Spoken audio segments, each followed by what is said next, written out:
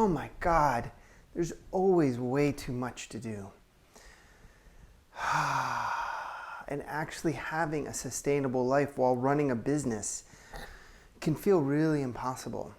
And one of our clients was asking me, why is it so hard to do less? This is Mark Silver with Heart of Business, and I want to talk about this for a moment because the challenge is that there are so many things that a business takes to be able to run successfully, especially in the earlier stages of business development. There are a lot of things that aren't even in place yet that need to be put in place. And every time you put something new in place, it helps the business run that much better. And so there's this temptation to put all of this stuff in place, right? You want to, of course. But that leads to sleepless nights and in just like unsustainably long work hours and a lack of creativity and overwhelm. Here's the challenge, is that each thing that needs doing or you want to do is worthy of doing. You look at thing A, oh yeah, creating content or working on the website or setting up a new flow for clients or creating a new class or setting up a system or, there's all of these things are individually worthy. And so to do less means that you are consciously choosing to not do something that is actually totally worthy of doing. I think that there's this unconscious search for what are the things that I don't need to do that I can just leave behind. And that is not ever going to really manifest itself because you're going to look at the thing and it's like, oh yeah, it makes sense. I should do this. But you can't do everything. This really needs to sink in deeply into your heart and your being, that there are really worthy things that totally deserve to be done that you cannot get to. Not and have a sustainable life, not and have good sleep at night, not and have good relationships around you with loved ones. And it even undermines your business. Even if you were to take the completely unrealistic thing of being 100% focused on your business and completely sacrifice your personal life, you still can't get everything done. And so this requires you to choose. It's one of the reasons that I love the developmental model of the stages of business that we work with, because depending on what stage you're in, you can identify at least some of the things that are on your list as having to wait and for a later stage, that they can just wait. When a kid is 6 years old, they don't need to learn how to drive. There are just things that are developmentally inappropriate, and so you can put them off.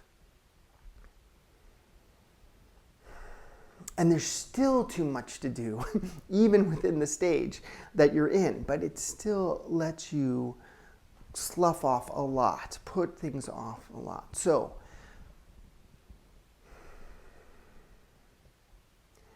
I think that this is the fundamental reality, the truth of capacity. I talk about this with clients a lot, about what is our true capacity. What's really there? And the capacity changes, right? You can feel really great one week and feel kind of dragging the next. And sometimes there's an emotional thing that takes up a lot of space and your capacity is less and creativity is at an ebb. There's all kinds of things that affect your capacity. We aren't machines. We don't have like this set thing, but we have a range. And the more you can realistically face your capacity, which is to look back over the last weeks and see how much you actually got done and look at it without judgment and say, that's probably the very edge of my capacity. Because the things that you were hoping to get done, you were already probably falling short of what it is you really wanted to do over these past weeks. And yet, you were probably, because of that, pushing the edge of your capacity. What if you could, without shame, without pressure, without judgment, just look and see, look at your, open up your calendar, think about, what is it that I got done over these past weeks? Think about, that's what I got done. And that's probably a little bit over capacity. And what if you really faced the truth that your capacity, your sustainable, healthy, creatively happy capacity is a little smaller than that?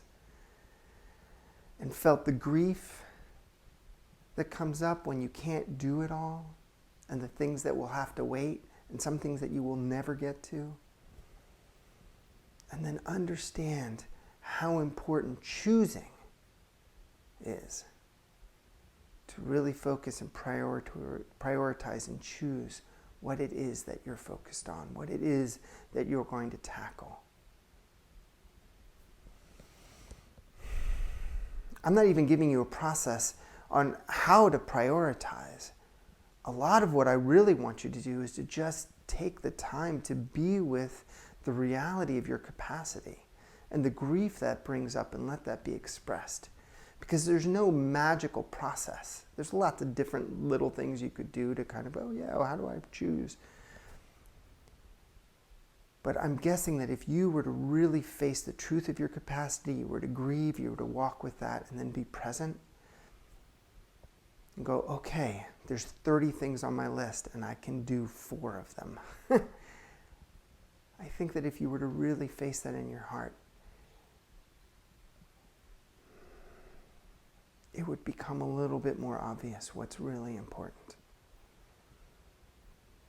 I'm so curious to hear how this lands with you, how your relationship to your week and your business changes when you face the reality of your capacity.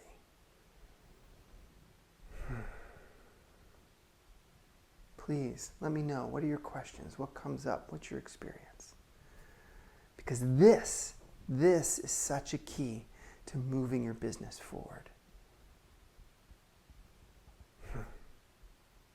This has been Mark Silver with Heart of Business, wishing you a sustainable, heart-expansive, nourishing, productive, restful week. Peace.